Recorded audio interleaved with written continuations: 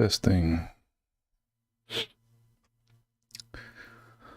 All right. So I'm experimenting here. Testing. Oh shit! What the heck? All right. So I'm experimenting here.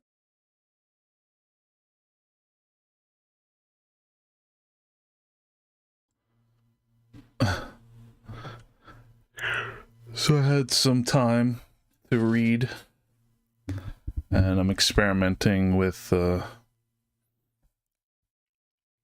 just throwing up some random live streams.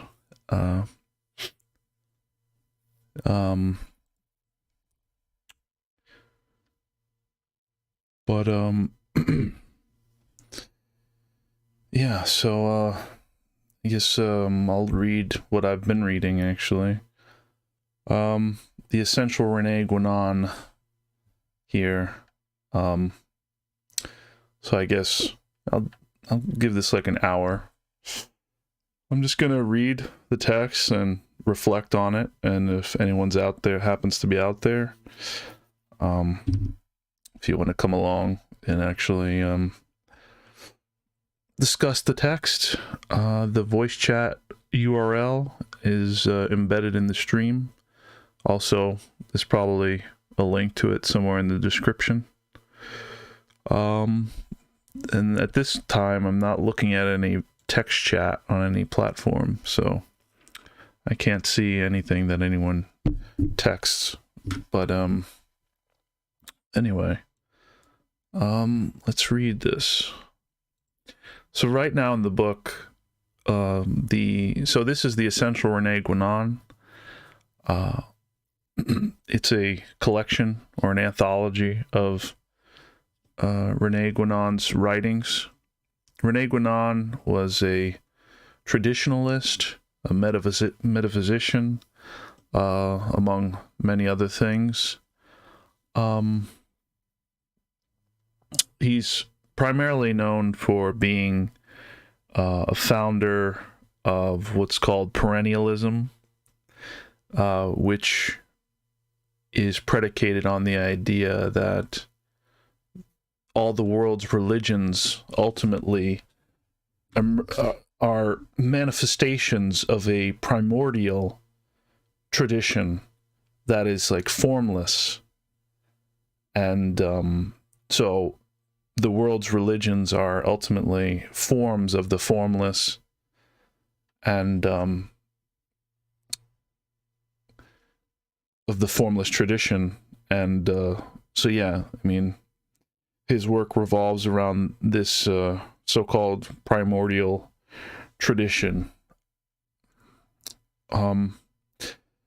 So right now in the text, the author is describing different sections of this collection, and the selections are, or the sections of this collection or anthology are thematic, and he's describing the themes of these sections. So this is the next section that he's describing, the traditional world. So we conclude this summative anthology with some of Guénon's writings on the root symbols that both enrich and transcend the individual religions. Considerations of space allow us to include only a representative sampling of his numerous articles on various aspects of symbolism. Interested readers are encouraged to refer to the work Symbols of Sacred Science, a posthumous collection in which is spread out a rich tapestry of symbolic exegesis that actually forms the foundation for a universal and esoteric symbology. That's a compelling description. The foundation for a universal and esoteric symbology. Now, that may strike us as kind of curious, right? Because there's this idea that the world's religions are systems of symbols that are somehow related to the primordial tradition, but are not the primordial tradition. So one wonders, you know, why hasn't this occurred before? Like, why hasn't there been a world religion that has been built on esoteric symbology?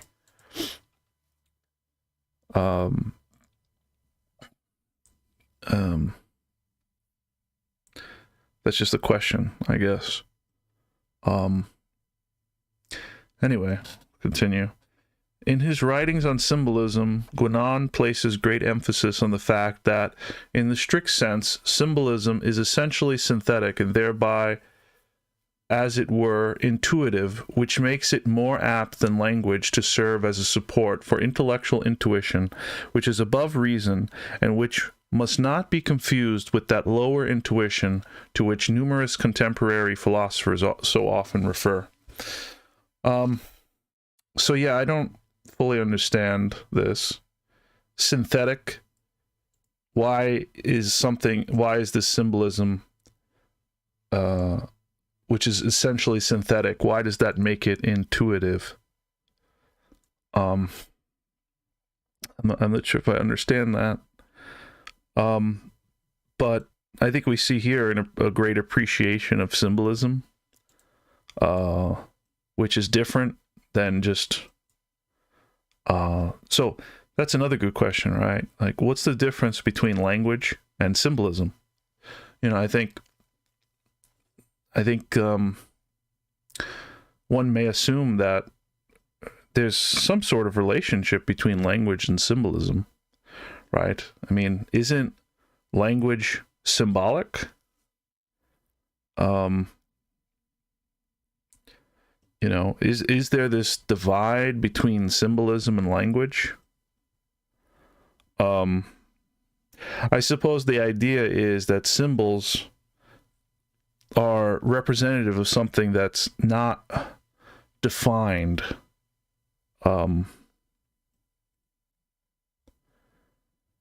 in language, like, you know, we have definitions for words. I mean, words in our language have a logical basis for them. You know, you can interrogate a word, right, with logic. Like, what is a dog? A mammal with 4 legs and fur and so on and so forth. But when you talk about symbols, like, what is the Passion of Christ? What is the cross, the Christian cross? Well, that seems a little harder to interrogate, although we could do it. But perhaps we're abusing the symbol if we do that. Like, you know, the Christian cross, the Passion of the Christ. I mean, these symbols. You know, if we treat them like words and interrogate them, as we do words like dog, cat, so on and so forth, perhaps we're engaging in something artificial and a little strange, because symbols are supposed to, I think, represent something that's ineffable. But I admit that this is still a grand concept for me. And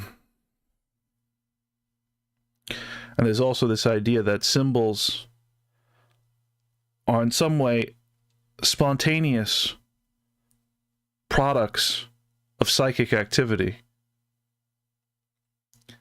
And therefore, they're not contrived. They're not a product of logic per se. They're a spontaneous, you know, manifestation of the psyche. And maybe that's or of the unconscious, really. And so maybe that's a bit different than words that seem to be inherently related to consciousness. So maybe we can say symbols are to words, or I should say symbols are to the unconscious what words are to consciousness. But I'm not sure if that's an appropriate analogy. And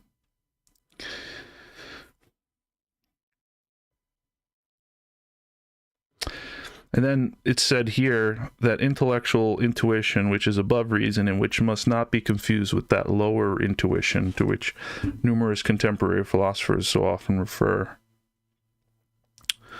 So this is quite interesting. So there is this idea that the intuition that we speak of today, of the so-called contemporary philosophers, is not the intuition of the so-called metaphysicians or mystics of the past. And what's the relationship between mystics and metaphysicians? I'm not sure.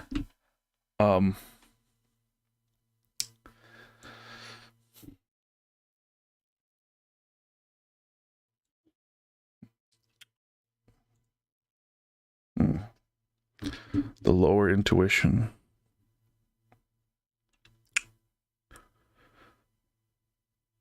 So the intellectual intuition which Guénon speaks of is one that supposedly is able to have direct contact of the divine or inner essence of things.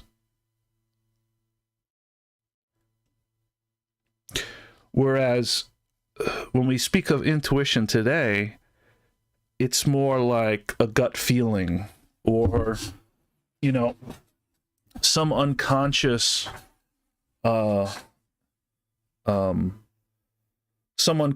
perception, something like that. But that's not what Guénon speaks of when he speaks of intuition, intellectual intuition, or just intuition in general. The intellect is held by Guénon to be the highest capacity, and it's fundamentally like mystical in a way. It's like a mystical capacity, and so very different from what we ordinarily call intellect.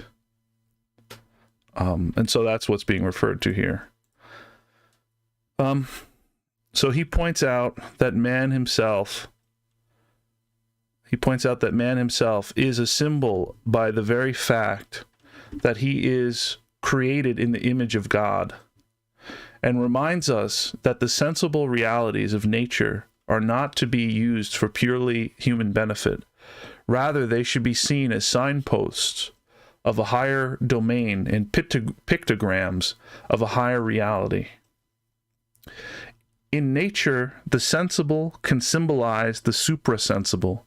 The natural order in its entirety can in its turn be a symbol of the divine order.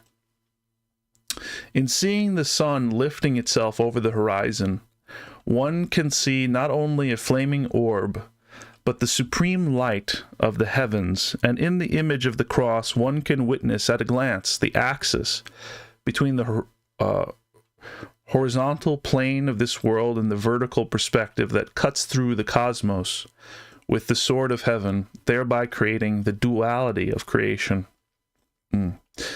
So yes, this is another prominent feature in all this literature.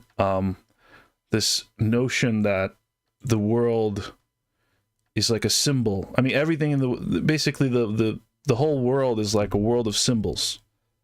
Or they symbolize, and what they symbolize is the divine, the suprasensible world.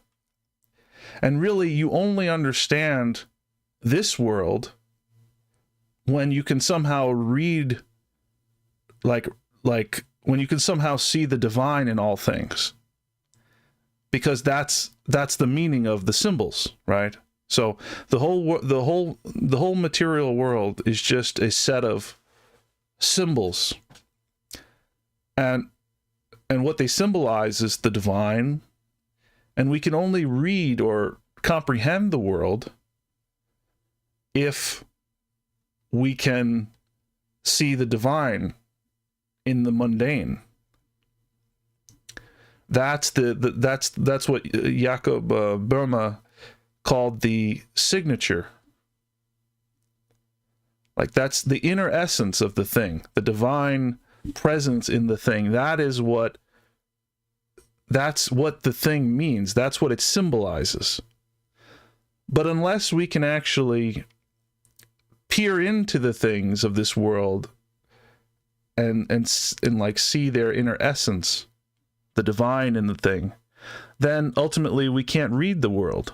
It's just a world of empty symbols, or a world written in a language that we cannot understand. It's just a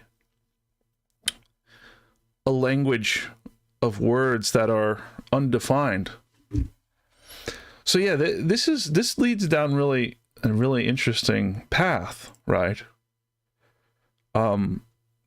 Because a corollary to all this, right, is that the real world is not in the world. The real world, because the world is just symbolic.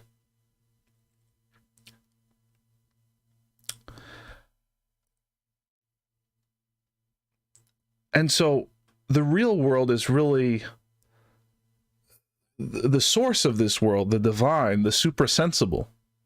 And that can only be accessed through the intellect, which is a wholly internal capacity. You know, the intellect does not venture out into the world. It's like completely within.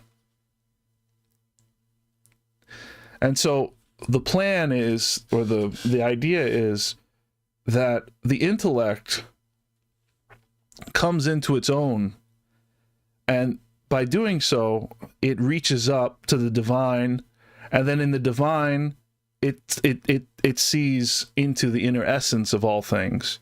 And so the only way we can actually comprehend the world is by ultimately, in a sense, retreating from it, not believing that we can find the truth in the world, but coming into ourselves, coming into the intellect, and then through the intellect, directly perceiving the truth, and then that becomes our literacy. That becomes the dictionary, or that becomes the way to actually looking into the essence of things, and then that's how we actually understand the world.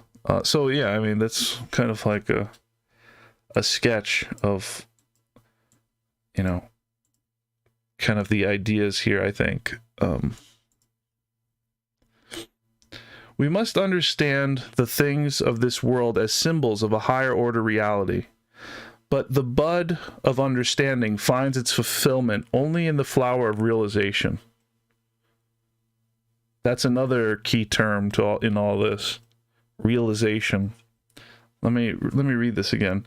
We must understand the things of this world as symbols of a higher order reality, but the bud of understanding finds its fulfillment only in the flower of realization.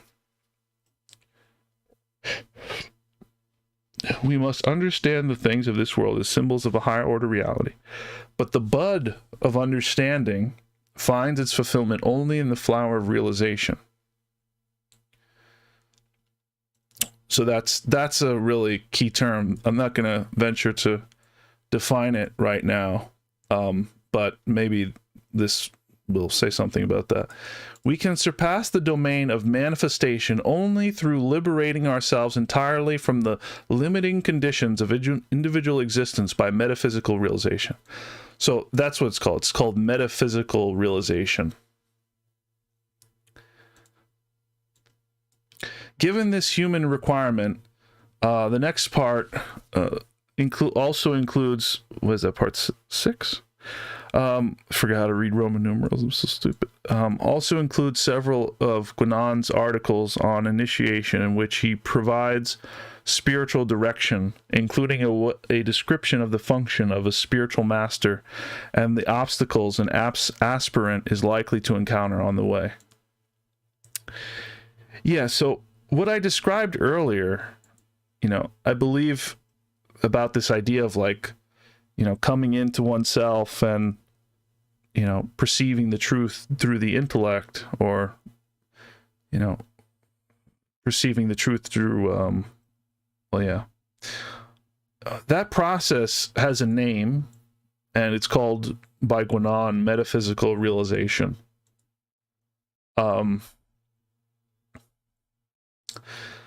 And, you know, it seems to me to be related to the idea of like the cosmic man and cosmic consciousness. And there's like, I guess there's a relationship between this and like the notion of microcosm and macrocosm. So the idea of the macrocosm and microcosm concept is that like a human being is a microcosm, or a small scale version of the universe or the cosmos at large, right? And so there are correspondences between every aspect of you as an individual, you as the little cosmos, the microcosmos. There are correspondences between that and the microcosmos, which means the world, the universe as a whole, right? But you are a miniature of the cosmos, like everything that is outside of you. Therefore, there's a correspondence between you and the world and the universe in general. And metaphysical realization, I guess, in the language of microcosmos and macrocosmos, is something like, I think, you know, realizing oneself, or realizing the correspondences between the microcosmos and the macrocosmos. So really realizing oneself as a complete picture of the whole of the cosmos. And yeah, so I think that's what metaphysical realization is, in some sense, you know, but obviously there's a lot of nuance to this. And of course, the lawnmower guys come at this time. Hope it's not too loud, or alternatively, no one's watching. But anyway, let me continue. And yeah, if there is anyone around and you want to discuss the text, just follow the Zoom link and we'll chat about it. Oh man, it's really loud now. Oh, it's like right outside my door.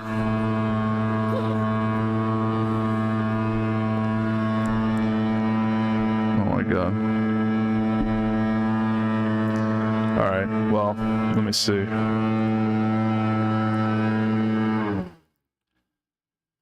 Moment of grace.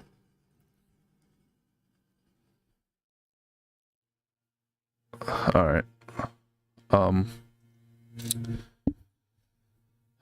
Show must go on. In his essay, Experience, Ralph Waldo Emerson writes that man is a golden impossibility. The line he must walk is a hair's breadth. The wise, through excess of wisdom, is made a fool. It is a stunning thought that fits well with the themes of Guinan's work.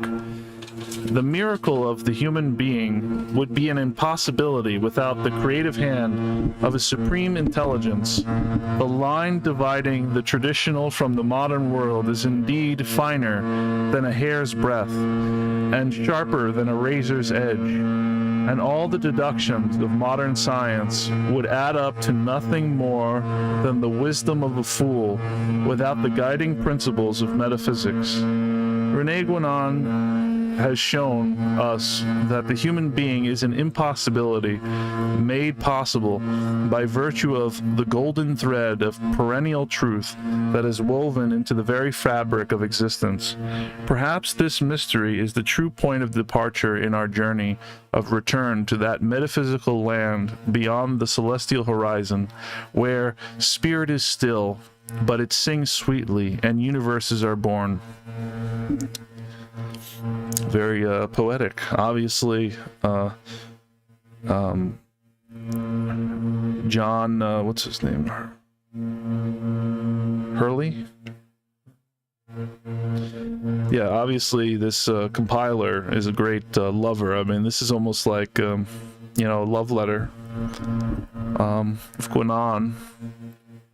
And I guess we can understand that, right? Because, you know, works like this, like what Guénon produced, I mean, really do show up as an oasis in the desert of this materialistic environment.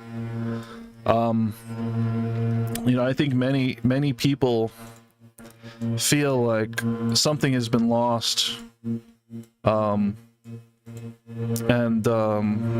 Guénon gives us a theory, or gives us an account of what has been lost, and furthermore, how to potentially reconnect or reclaim what has been lost. And what has been lost, according to Guénon, is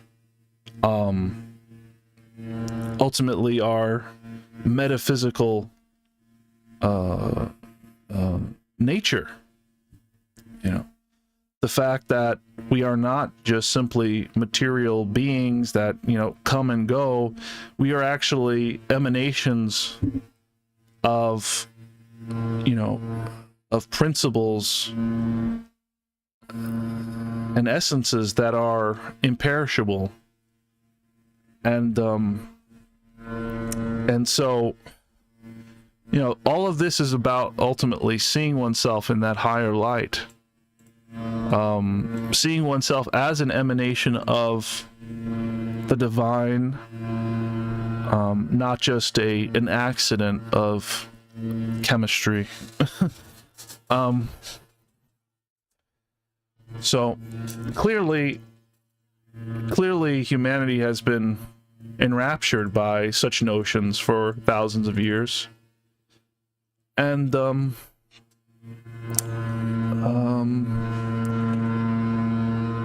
we too can be enraptured by it.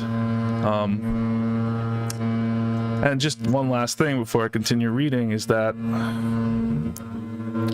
I think we have to remember that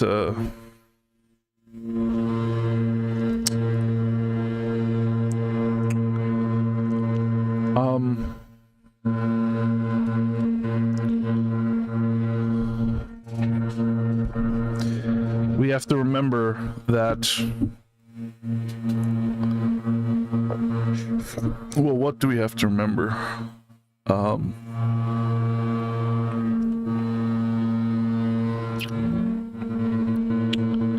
Well, I've forgotten what we have to remember.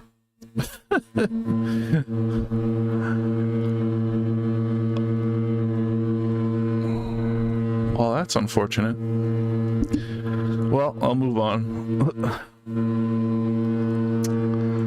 Okay, so this introduction is like a biography of Guénon. I'm going to pass this over. Although it is interesting, it's important to know, like, how people like this came into what they you know, their life's work. I mean, you know, people like Guinan, I mean, this isn't like a part-time thing, right? You know, like once he started on this path, I mean, it's his life, you know, it's a life devoted to this stuff. It's a whole worldview. I mean, you know, a person like Rene Guinan, he was living in a completely reality than most of us live in. He had a completely different interpretation of really what's going on here. And it's really compelling.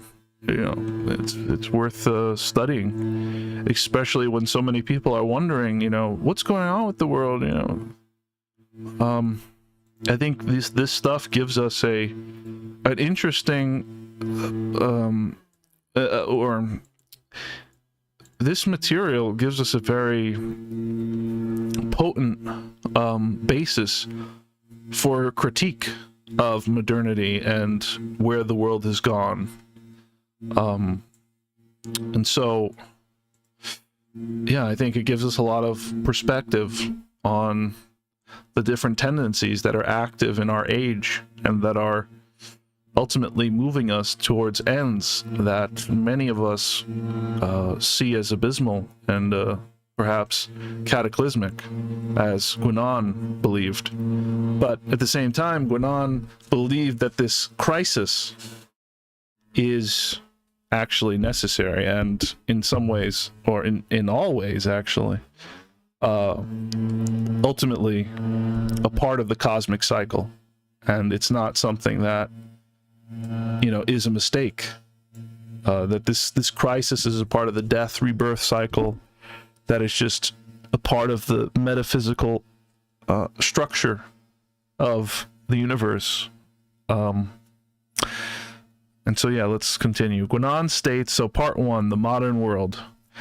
Guinan, and I really like this anthology because it like gives you a lot of summaries and outlines along with the texts that help you kind of remember what's the scope of what's being said here. So, part 1, the modern world. Guinan states the problem of the modern world in unequivocal terms, claiming that the modern mentality lives only for what previous civilizations had no use. The crisis that Western civilization suffers from lies in its inability to recognize the higher principles of a metaphysical order. As a result, it bases the pure pursuit of reality on a negation of principles, leading to an age of darkness, preceding the end of the present world. This, in essence, is the true nature of the modern world. So, yeah, I mean, Guinan basically says that we're in the Kali Yuga, or we're in the climax of the Kali Yuga, which is from the Hindu doctrines that states that, you know, there's like a horrible cycle, there's a horrible period in the world cycles that precedes, like, you know, the high point, and basically, you know, the modern world is like the worst part, basically.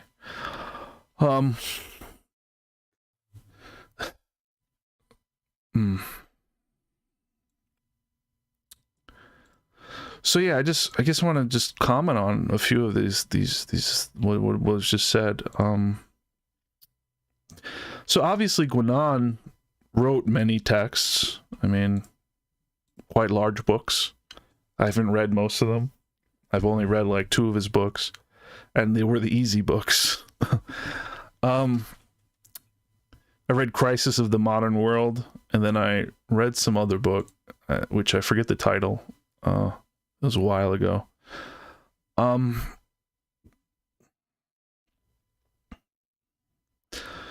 But yeah, so obviously, when you approach someone like Guinan, you know, these premises, right? These theses that we see here, they were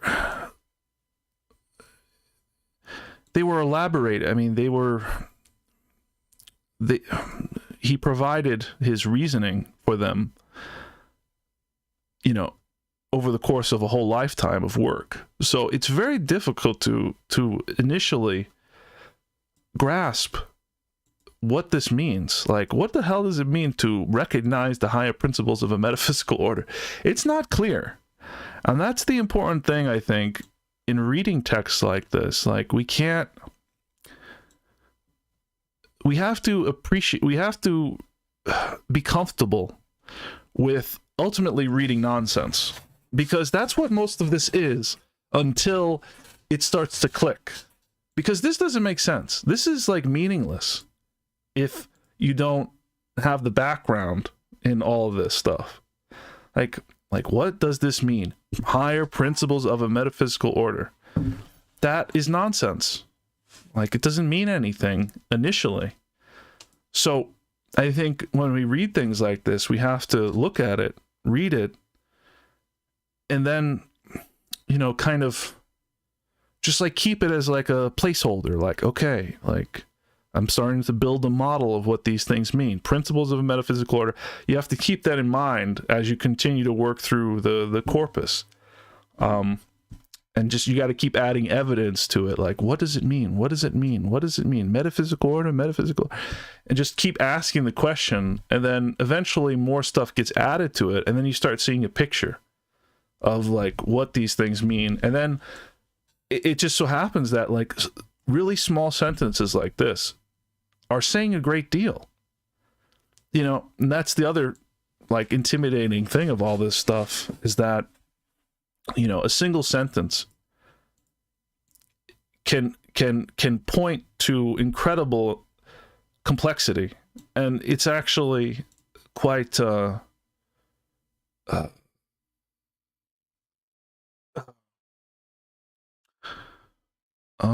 it's not obvious that this is an incredibly complicated statement, like this right here. The crisis that Western civilization suffers from lies in its inability to recognize the higher principles of a metaphysical order. Like, that's an incredibly complicated statement, but it's said in like relatively simple words, or it's constructed out of relatively simple language.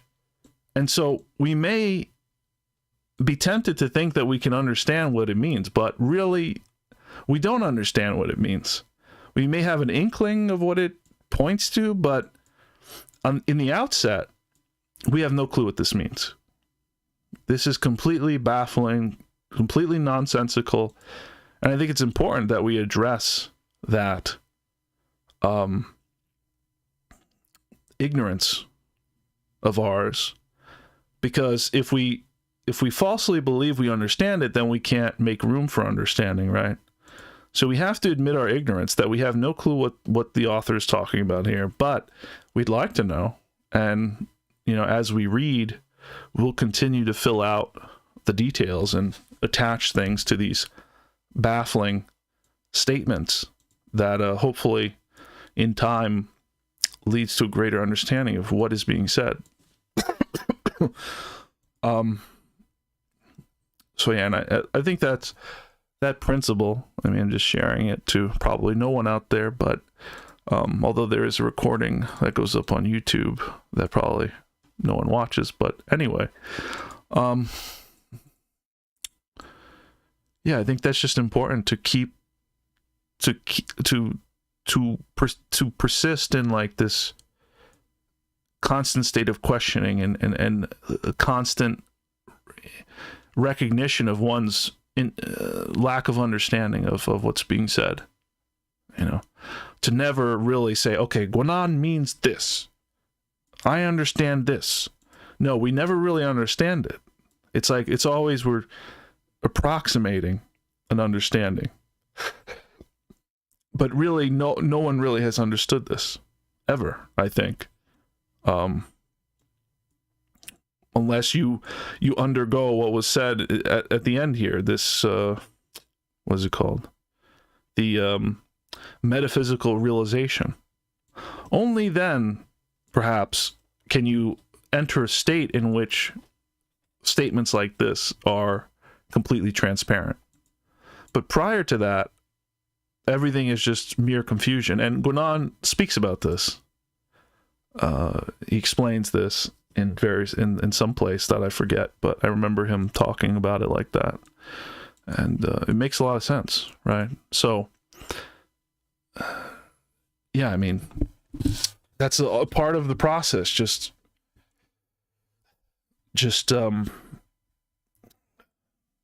reading nonsense and hoping that you can somehow climb the ladder of the nonsense into something that actually makes sense.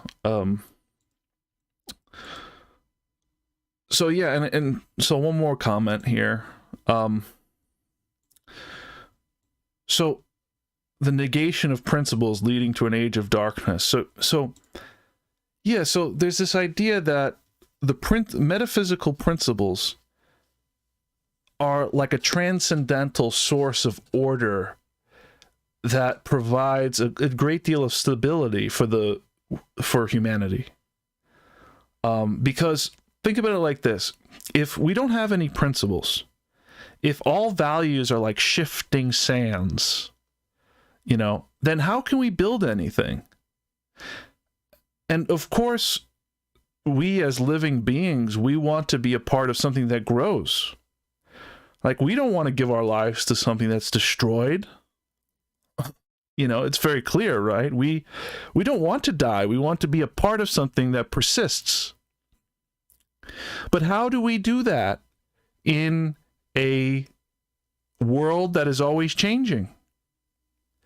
How do we give our lives to something that continues on in a world in which everything is constantly changing and ultimately nothing persists in the material world? Everything is always in a state of flux.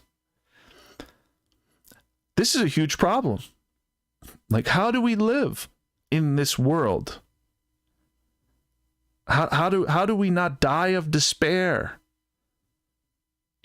That is ultimately engendered by this feeling of futility, that we can't do anything because it's all just quicksand.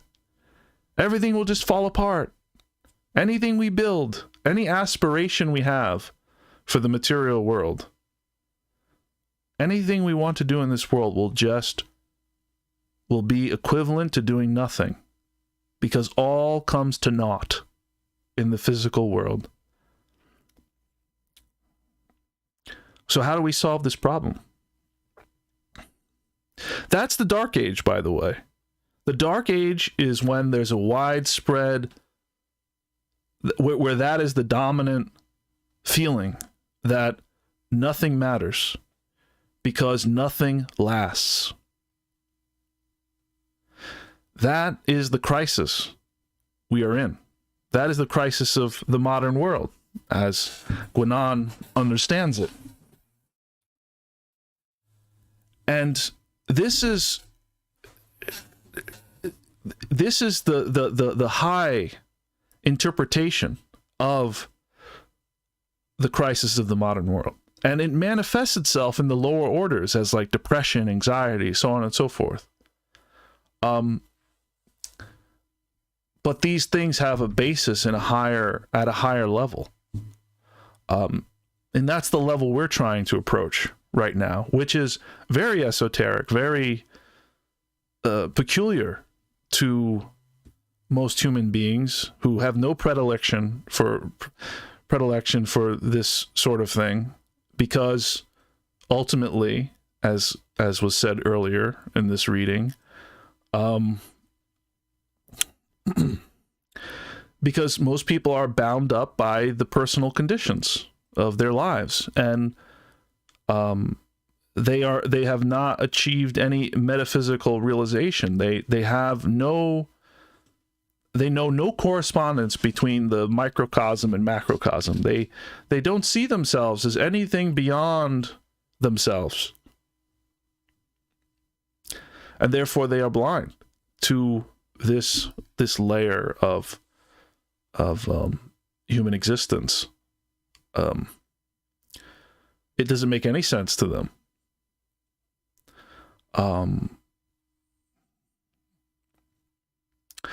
And that's okay. I mean, that's how it's supposed to be, you know?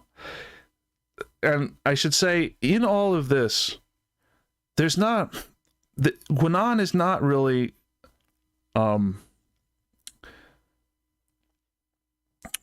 he's not like necessarily a critic. He's not like a cultural critic. Like, oh, things are so messed up. Because at the end of the day, there's an acceptance of this state that the crisis of the modern world is a necessary part of the cosmological cycle. That we are ultimately enduring something that is baked into the very essence of the cosmos. That it's not our doing. This was preordained. So that's another thing about Guinan. Guinan is not just like, oh, all these people, you know, messing things up, you know, not following tradition. No, it's like, this is actually the way it's supposed to be. And it's just the way it is. And so, yeah, that's another refreshing thing I think about Guinan, is that I do sense a bit of pain in Guinan, maybe, because he is like a doomsday prophet in a way. Like, he is reporting something that is, he is telling us about something that is horrible to those that are attached to this world. I don't think you could tell anyone anything worse than this, because it totally invalidates our attachments. Basically, it's like what Guinan does is it's a very intellectual, very polite descent into hell, in a way. So polite and so erudite, in fact, that we can't really sense it. Like, it's not clear that that's what Guinan is doing, but it is what's being done. It is like a descent into this understanding that completely invalidates all that we believe and all that we value, in a way. Because again, at the center of all this is an understanding that like, we are in the midst of a cataclysm that will lead to great destruction. And anything that's built, I mean, it's like the flood, right?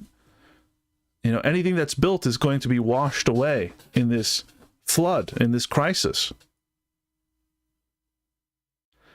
And of course, as living beings, we abhor this prediction. So Guinan, in some cases, is like acting as a Cassandra, you know. But there is a silver lining in all of this, and I'll go back to what I said earlier about like the question of like, how do we live in this environment? And the answer is, you know, you don't live for material things. You live to be an embodiment of the metaphysical order.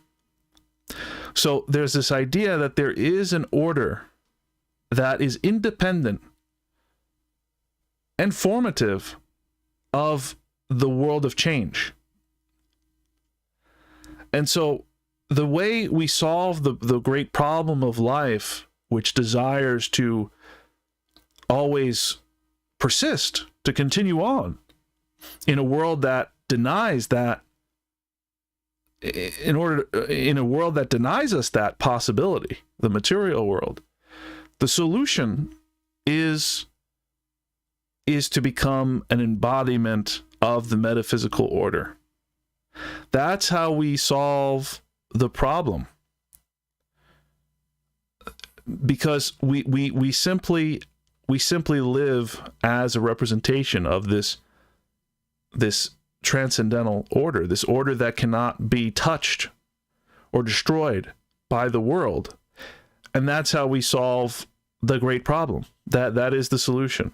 But of course, it's only a solution if you could actually achieve this so-called metaphysical transcendence. You know, of course, if you can't perceive this metaphysical order, this, which is basically like heaven, the will of God, if you will,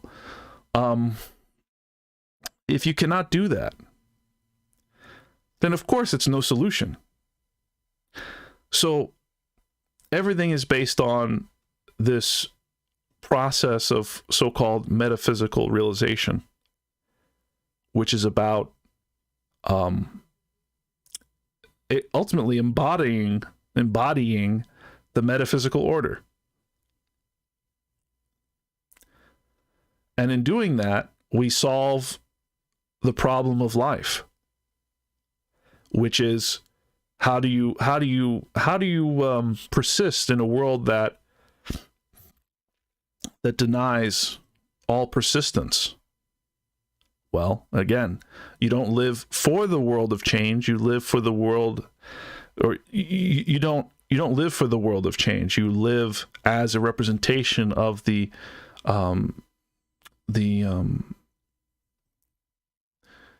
transcendental, for the metaphysical. And there you go. And in the Christian, in the language of the Bible, which says it so simply, which it actually is betrays, or it conceals the complexity of the statement, really, or the complexity of what it's saying. Like in Christianity, in the Bible, we have in the Gospel of Matthew, we have the statement, lay not your treasures upon earth, where rust and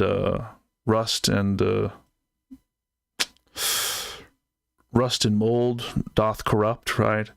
But lay your treasures up in heaven, right?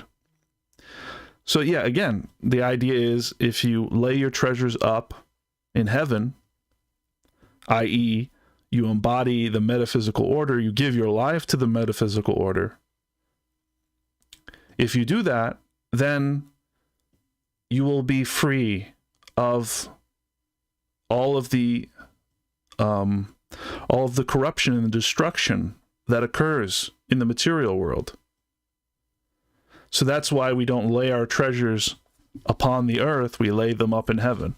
And then there's an additional statement that comes after that in the Gospel of Matthew that says, for where your treasure is, there will be your heart also. So if we lay our treasures up in heaven, then our heart will be, purified, But if we lay our treasures on earth, then the corruption that necessarily has to come to our treasure by belonging to a world of destruction and change, that will corrupt our hearts. So in that sentence, in that simple passage in the Bible, I mean, all of this is contained. It's a matter of if you can extract it from that. If you know the symbol. Again, this is all symbolic, and it only means something if you are engaged in this process of metaphysical realization, which is what Guanan calls it, but it's called many things. And again, it's described here as we achieve this state by liberating ourselves entirely from the limiting conditions of the individual existence. So that's a key part of it, right? Which is inherent to the world's religions, right? And so that all speaks to the thesis here of perennialism, that there seems to be some primordial tradition, some primordial, or even some primordial experience from which all of this stuff comes. And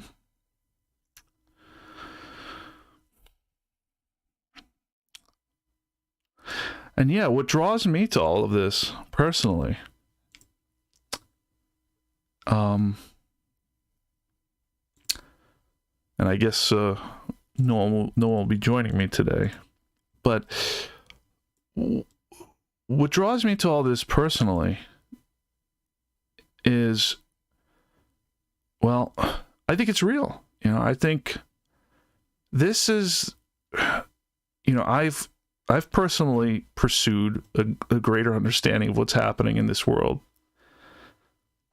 And I didn't start off thinking that I was going to find my way to religion and spirituality, but I ultimately did. And this stuff makes a lot of sense once you've pursued it for a while, and once you've actually engaged in the process of purifying oneself of personal concerns. I mean, when we purify ourselves of, you know, the concerns of our personal lives, we become more universal minded. Because otherwise, basically what happens, right, is that we are just concerned with a conservation of our attachments, you know, what belongs to us. But when we sacrifice those personal possessions, then we kind of take possession of the possessionless, which is like the universal order of things. But yeah, I mean, these things can only be experienced. Really, it's about these things emerge out of a type of transformation. These things aren't logical. They're born of experience, and unless one has experienced them, they don't make sense, which is unfortunate, right?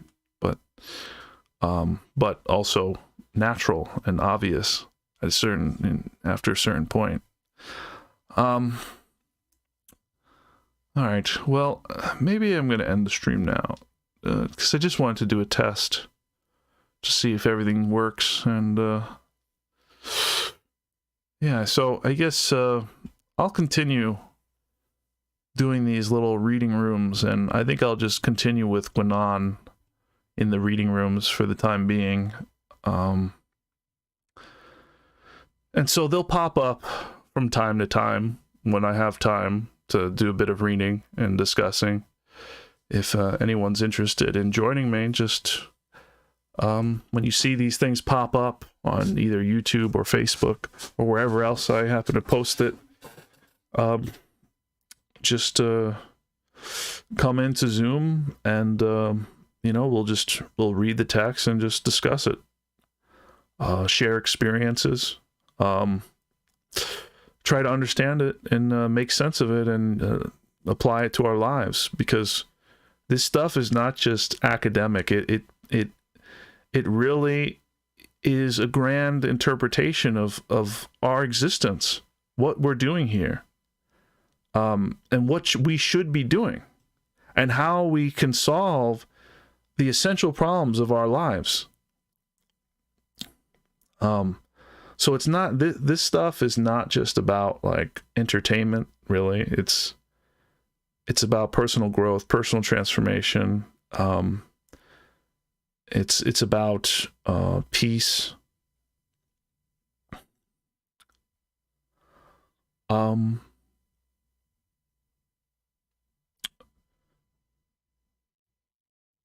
But yeah, and I do think it's important, you know, because these are dark times, and what is said in these teachings and other teachings of a similar type guides us to the light that can be found in the darkness, which ultimately only is within us. And so that's the whole point of the group, to gather people together and just, find the light within. What could be more important than a time of darkness, right? And yeah, I guess the advantage of this kind of group is that it's like super small, because, I just started it not too long ago, so not many people are around. So we'll have a chance to actually communicate and not just be in a crowd of people, which was part of my motivation for starting a group. So we could have a, more intimate acquaintance, not just listen to presentations or what have you. Anyway, yeah, so that'll be the end of this. See you next time.